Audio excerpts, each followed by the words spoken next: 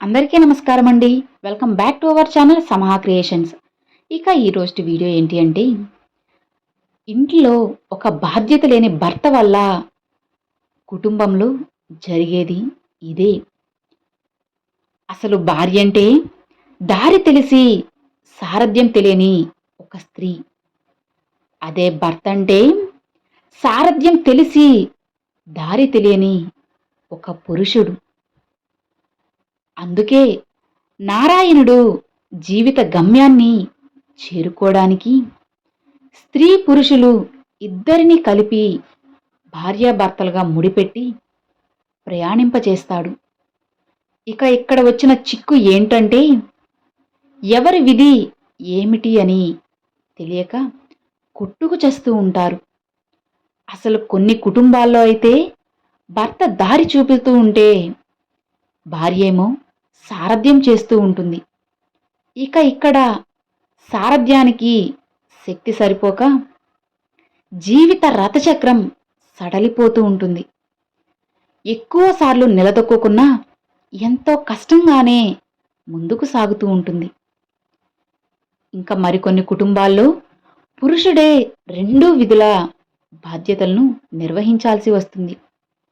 ఇక ఇది ఎంతో కష్టంగా ఉంటుంది. ఎందుకో తెలుసా? యుద్ధము అలానే సారథ్యము రెండు ఏకకాలంలో చేయడం ఎవరికి మాత్రం సాధ్యమవుతుంది చెప్పండి? మీరే ఆలోచించండి. అసలు ఇంకొన్ని సందర్భాల్లో అయితే స్త్రీలు కూడా రెండు విధులను నిర్వహిస్తూ ఉంటారు. ఇందులో వారు మగవారి కంటే కూడా ఎక్కువగా సఫలమవుతూ ఉంటారు. యుద్ధం చేసేవారు లేకున్నా వారే స్వయంగా యుద్ధం చేస్తున్నారు. దారి చూపేవారు లేకున్నా భగవంతుణ్ణి ఆసరాగా చేసుకుంటున్నారు.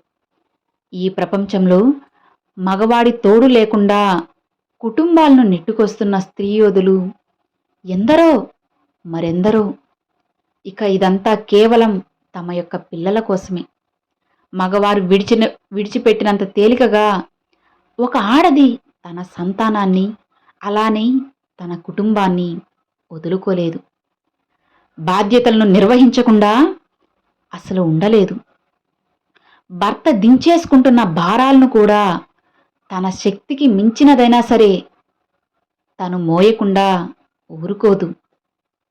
వారే స్వయంగా యుద్ధం చేస్తూ ఓడిపోతూ ఓటమి చెప్పే పాఠాలను నేర్చుకుంటూ స్త్రీ తాము యోధులవుతూ తమ పిల్లల్ని కూడా యోధులుగా తీర్చిదిద్దుతున్నారు. ఈ ప్రపంచంలో ఇలాంటి స్త్రీమూర్తులు ఎందరో ఉన్నారు. నిజమే కదా? నిజంగా వారందరికీ శిరస్సు వంచి నమస్కరించాలి. జీవితాన్ని గొప్పగా ఊహించుకుంటూ బ్రతికే వారికంటే ఉన్న జీవితాన్ని గొప్పగా మార్చుకునే ప్రయత్నం చేసేవారే జీవితంలో ఎప్పుడూ ఆనందంగా ఉంటారు. అనుభవం నేర్పిన పాఠాలకు విలువనేది ఎక్కువ. ఆచరిస్తూ చెప్పే మాటలకు ఆదరణ ఎక్కువ. ఇష్టంతో చేసే పనులకు విజయాలు ఎక్కువ. ఎదుటి వారిలో మంచినే చూసే మనసుకు ప్రశాంతత ఎక్కువ. ఇక ఇది నిన్నటి మాట. మరి ఇప్పుడు అనుభవం నుండి ఎవ్వరూ కూడా పాఠాలనే నేర్చుకోవడం లేదు. మళ్ళీ మళ్ళీ కూడా అవే తప్పులను చేస్తున్నారు. ఇక మనం ఆచరిస్తూ మంచి మాటలు మంచి నడవడిక చూపినా కూడా వాడలా మునిగిపోతూ మనల్ని కూడా ముంచాలని చూస్తున్నారు. ఇలానే అనుకుంటూ ఉన్నారు. ఇక ఇష్టంతో చేసే పనులకు విజయాల కన్నా కూడా ఆటంకాలే ఎక్కువ. ఆ ఆటంకాలను తట్టుకునే వరకే విజయం దక్కుతుంది. ఇక చూసిన ప్రతి వారిని మంచివారే అని అనుకునే మనసుకి ప్రశాంతత కాదు, ఇబ్బందులు కూడా ఎక్కువే. కాదంటారా? మీరే చెప్పండి. మౌనం అనేది అర్థం లేనిది కాదు, చేతకానిది అంతకన్నా కాదు. ఎన్నో సమాధానాలు దాగి ఉన్నా ఒక మహాసముద్రం. మౌనం. అర్థమైంది కదా? అందరూ అంటూ ఉంటారు, మీరు యుద్ధంలో నిలబడినప్పుడు మీ శత్రువుకి వెన్ను చూపించి పారిపోవడం లేదా వెనకడుగు వేయడం అత్యంత అనుచితమైన యుద్ధనీతి అని. అసలైన యుద్ధనీతి అని దేన్ని అంటారో తెలుసా? మీరు మీ ఆయుధాన్ని తీసుకొని ముందుకు దూకి ఎంతో సాహసంతో పోరాడి శత్రువుని ఓడించి తిరిగి రావటాన్ని. అదే మీ కన్నయ్య కూడా చేశాడు. అందుకే మహాభారతం పుట్టింది. ఎందుకంటే అప్పుడు ధర్మాన్ని రక్షించడం అనివార్యం కాబట్టి. కానీ శ్రీకృష్ణుడు యుద్ధం నుంచి పారిపోయాడు. అలాంటి సందర్భం కూడా ఒకటి ఉంది. ఎందుకంటే అప్పుడు ప్రజల రక్షణ అత్యంత అవసరం కాబట్టి.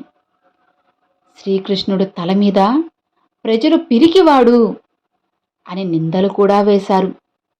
ఎందుకంటే శ్రీకృష్ణుడు ఆ పని చేశాడు కాబట్టి. ఏది అవసరమో అదే కృష్ణుడు చేశాడు. శ్రీరాముడు కూడా లంకకు వెళ్ళి రావణుణ్ణి సంహరించే ముందు 4 నెలల వరకు ఎదురు చూశాడు. ఎందుకంటే వారధి నిర్మాణం పూర్తవడం కోసం.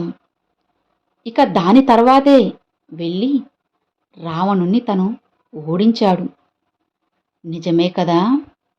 జీవితంలో అప్పుడప్పుడు ఆగిపోవడం వెనకడుగు వేయడం కాదు, అత్యంత అవసరం. ఇక అది ఆయా సందర్భాల్లో బయటపడి ఉంటుంది. శత్రువు ఎవరైనా కావచ్చు, ఏ రూపంలోనైనా నీ దగ్గరకు రావచ్చు. ఎవరైనా సరే, మానవుడవ్వచ్చు లేదా దానవుడవ్వచ్చు. మన సొంత ఆలోచన కావచ్చు, ఏదైనా రోగం కావచ్చు లేదా మహమ్మారి కూడా అవ్వచ్చు. అలాంటప్పుడు అసలు ఏది మంచిదో అదే చేయాలి. ఎందుకంటే ప్రతిసారి మనకు సాయం చేయడానికి ఆ నారాయణుడు రాకపోవచ్చు. చాలాసార్లు నరుడు స్వయంగా ఆ బాధను ఎదిరించి దాన్ని జయించి నిలబడాలి. అందరూ చెప్తూ ఉంటారు కదా, ప్రతి నరుడిలోనూ నారాయణుడు ఉంటాడు అని. కాబట్టి మీలో ఉన్న నారాయణుణ్ణి మేల్కొలపండి. మీ ముందు ఎటువంటి సమస్యలున్నా దాన్ని అంతం చేయండి. ఒకవేళ అందుకు వెనకడుగు వేయాల్సి వచ్చినా సరే